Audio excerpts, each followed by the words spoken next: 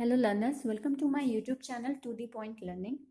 आज मैं आपके साथ चैप्टर 5th क्लास 11th का फिजिकल एजुकेशन योगा का पार्ट 2 डिस्कस करने जा रही हूँ। तो इसमें सबसे पहले स्टार्ट करते हैं हम आसन के मीनिंग से।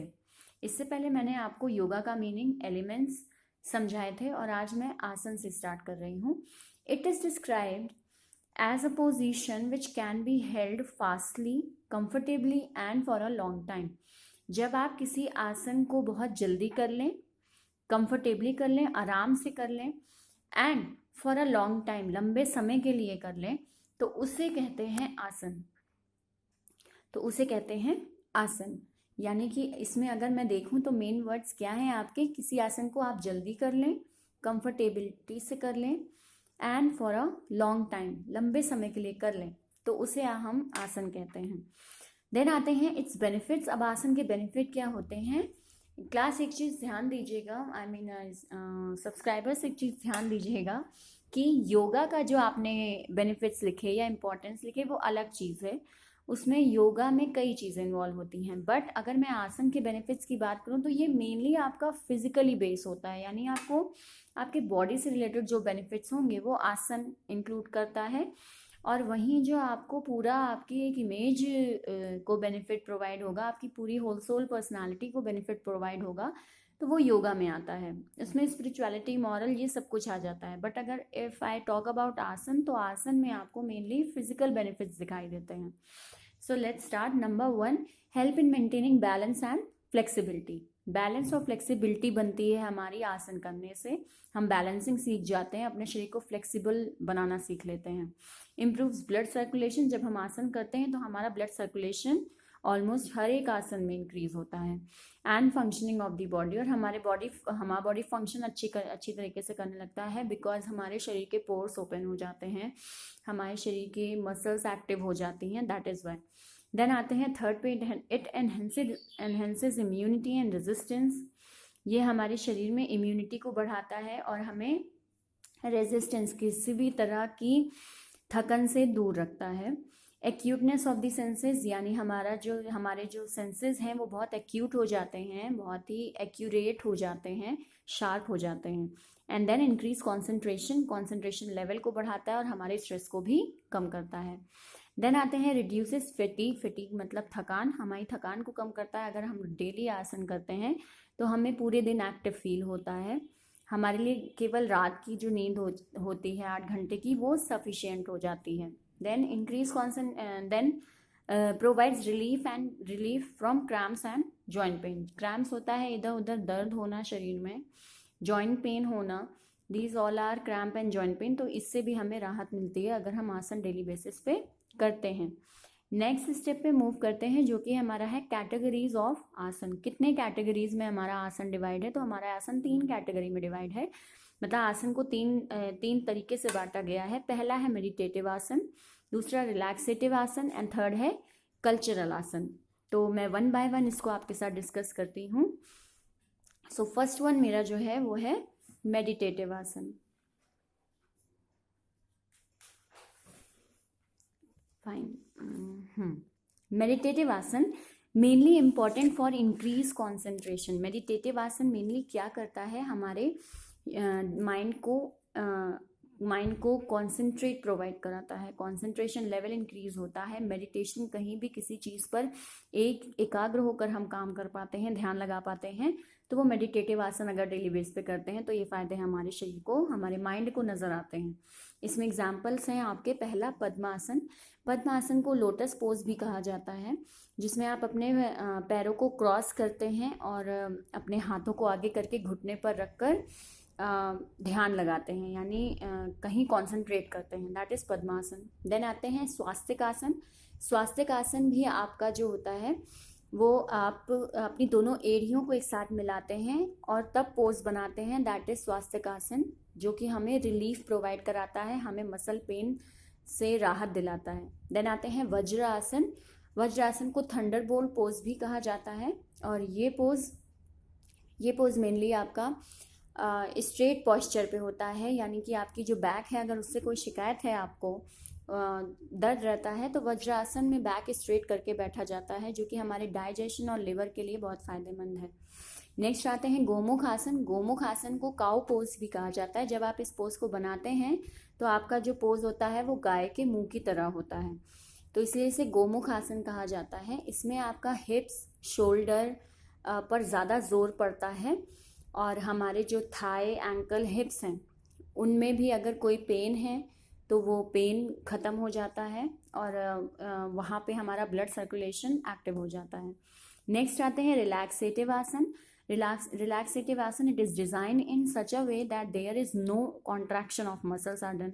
रिलैक्सेटिव आसन अगर आप देखें तो जितने भी आसन हैं वो आपके बॉडी को रिलैक्स पहुंचाने के लिए हैं, यानी उसमें आप कहीं पर भी आपकी मसल्स मुड़ती नहीं हैं, कहीं पर भी कॉन्ट्रैक्ट नहीं होती हैं, आपकी मसल्स पे कोई ख़ास जोर नहीं पड़ता। बिल्कुल रिलैक्सिंग पोजीशंस के जो आसन आप करते हैं वो आते हैं रिलैक्सेटिव पोजीशन में, आसन्स में। It aims at removing fatigue. ये मेनली आसन किए जाते हैं अगर हमें बहुत थकान रहती है तो हम इस टाइप के आसन प्रोवाइड करें तो हमें बेनिफिट होता है। Makes our body feel relax, यानी सारे टाइम इन आसन को करने में हमें कोई स्ट्रेन नहीं लेना पड़ता, बहुत आराम से आसन हो जाते हैं।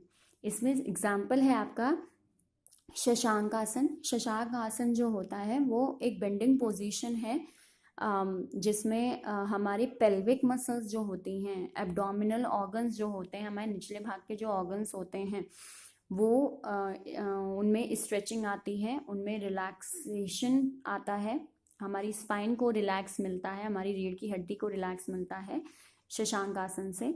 अगर आपको ये आसन नहीं पता है तो आप बिल्कुल गूगल पे सर्च करें, बिकॉज यहाँ वीडियो में मुझे आपको आसन दिखाने में थोड़ी प्रॉब्लम हो सकती है, तो इसलिए आप शशांक आसन को पहले गूगल पे देख लें और फिर आपको मेरे ये मीनिंग आराम से समझ में आ जाएंगे। देन आते हैं शवासन, जो कि मेजरली लोग जानते होंगे, सिंपल लेट जाना ज़मीन पर, बिल्कुल सीधे अपने पैरों को स्ट्रेट करके, अपनी बैक को स्ट्रेट करके, दैट इज़ व्हाट शवासन, और रिलैक्स हो जाना। तो देन आते हैं मकर आसन। शवासन को कॉर्प्स आसन भी कहा जाता है, और मकर आसन पे आए तो क्रोकोडाइल आसन। इस आसन में आप क्रोकोडाइल की पोजीशन में लेटते हैं। इट स्ट्रेंथेन्स एंड स्ट्रेचेस मसल्स, हमारी मसल्स को स्ट्रेचिंग मिलती है इस आसन को करने पर, और हमारे लेग वगैरह में अगर पेन रहता है तो वो मकर आसन करने से दूर हो जाता है। So these are the relaxative. अगर आप ये आसन देखेंगे, इनकी पिक्स वगैरह, तो आप देखेंगे इसमें मेनली हमारी बॉडी जो होती है वो लाई डाउन होती है, ठीक है। उसमें हम मेनली सारे जो आसन करते हैं वो लेट कर सकते हैं, दैट इज रिलैक्सेटिव आसन। देन आते हैं नेक्स्ट पे कल्चरल आसन, दी पोजेज विच इमिटेट गॉड और एनिमल्स। जब हम इस तरह के आसन करें जो मुद्रा बना रहे हैं वो किसी भगवान की मुद्रा है या किसी जानवर की मुद्रा आप बना रहे हैं, तो वो कल्चरल आसन होते हैं। इसमें 3 स्टेजेस होती हैं। पहली होती है कमिंग टू द पोजीशन, यानी सबसे पहले आप अपने शरीर को उस आसन की पोजीशन में लाते हैं। देन होल्डिंग द पोजीशन, आप उस आसन में थोड़ी देर रुकते हैं, चाहे 30 सेकेंड, चाहे 20 सेकेंड, या जब तक आप होल्ड कर सको अपने आप को, होल्ड करते हैं आप पोजीशन में। एंड देन थर्ड स्टेज होती है देन रिलैक्सिंग वनसेल्फ। उसके बाद आप आसन को वापस रिवर्स गियर में लाते हैं और अपनी बॉडी को रिलैक्स कर लेते हैं। इन 3 स्टेजेस में कल्चरल आसन हमेशा परफॉर्म किए जाते हैं। कभी भी अचानक से पोजीशन नहीं ली जाती है, हमेशा धीरे धीरे पोजीशन ली जाती है, उसे होल्ड पे रखा जाता है, एंड देन अपने बॉडी को स्लोली रिलीज कर दिया जाता है, दैट इज कल्चरल आसन। It includes bending, inverted and twisted.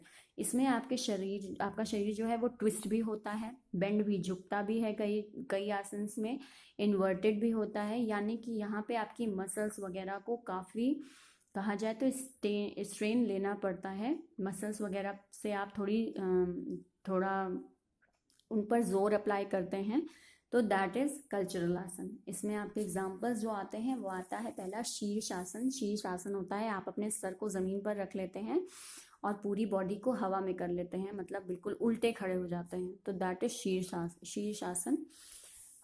ये आपके ब्लड जो है वो ब्रेन में आपके ब्लड के संतुलन को बढ़ाता है, क्योंकि आप बिल्कुल सर के बल खड़े हो जाते हैं। अगर आपको हेयर लॉस की शिकायत है, बाल झड़ने की शिकायत है, तो उससे ये शिकायत भी आपकी शीर्षासन करने से दूर होती है। आपका आई विजन और आपकी स्किन अच्छी होती है शीर्षासन करने से। देन आते हैं मत्स्य आसन। मत्स्य आसन जो होता है उसे फिश पोज भी कहा जाता है। इसमें आप अपने शरीर को फिश के पोज, मतलब चेस्ट लिफ्टिंग पोज होता है, या आप अपने चेस्ट को लिफ्ट करते हैं इस पोज में। ये करता क्या है, ये आपके अगर ब्लड प्रेशर की शिकायत है तो मत्स्य आसन आपके ब्लड प्रेशर को कंट्रोल करने में हेल्प करता है। आपको माइग्रेन या फिर बैक इंजरी है तो भी आपका, अगर आप मत्स्य आसन करेंगे तो इनसे आपको क्योरिटी मिलेगी। देन आते हैं हल आसन पे। हल आसन जो होता है ये आपका होता है कि आप अपने इसमें लेग को रेस करते हैं, लाइज ऑन दी बैक। आप पीठ के बल लेटते हैं और अपने पैरों को ऊपर करते हैं, उसे कहा जाता है हल आसन।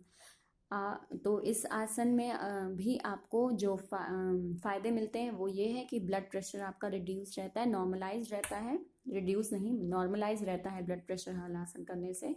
आपका बेली फैट कम होता है क्योंकि आप पेट के बल लेटते हैं। एंड देन आपके शरीर को, आपकी स्किन को ग्लो मिलता है हल आसन करने से। लास्ट आते हैं हम शलभ आसन पे। तो शलभ आसन जो होता है उसे लोकस्ट पोज भी कहा जाता है। इसमें आप अपने lies on the stomach and raises the leg giving the appearance of locust. Locust एक जानवर होता है, उसकी पोजीशन आप लेते हैं इस आसन में। और ये आपको बेनिफिट्स जो पहुंचाते हैं वो बैक पेन है तो आपको बेनिफिट मिलेगा, आपकी स्पाइन को फ्लेक्सिबल बनाता है, रिस्ट, हिप, थाई, आर्म्स, इन सब की स्ट्रेंथ को बढ़ाता है। सो दैट इज शलभ आसन। आई होप आपको ये क्लियर हुआ हो।